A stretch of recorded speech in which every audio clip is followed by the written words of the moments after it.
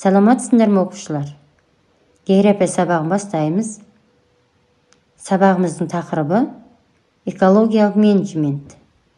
Оқу мақсатымыз қоршаған орта сапасын арттыру жөнінде ұсыныстар әзірлеу. Жергілікті немесе аймақтық құрам бөлік негізінде. Бүгін біз сабақта қоршаған орта сапасын арттыру жөнінде ұсыныстар әзірлеуді үйренеміз. Сабағымызды бастамас бұрын сұрақтарға жауап беріп кетейік. Бірінші сұрақ. Табиғат ресурстарын қауіпсіз басқару қандай факторлармен анықталады?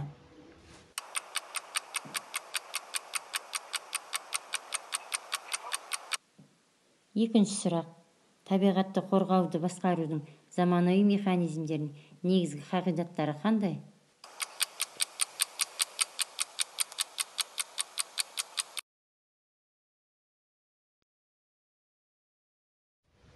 Қоршаған орта сапасын басқаруда экологиялық менеджмент ресурсты тиімді пайдалануды ұсынады. Экологиялық менеджмент жүйесі ол экологиялық саясатты әзірлеу, енгізу, жүзеге асыру, талдау және қолдауға қажетті ұйымдасу құрылымын, сонымен қатар жоспарлау, жауапкершіліктерді бөлісу, практикалық әдістер, процедуралар, үдерістер мен ресурстарды қамтитын жалпы менеджмент жүйесінің бір бөлігі болып табылады.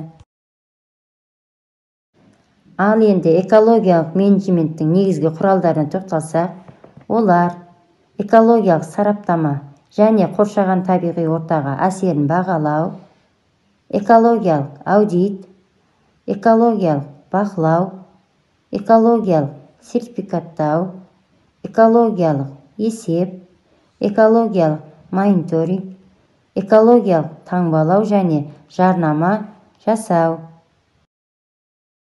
Экологиялық менеджмент мүдделерінің құрылымы облыстық, аймақтық, ведомстволық, ауылдық, аудандық нысандардан тұрады.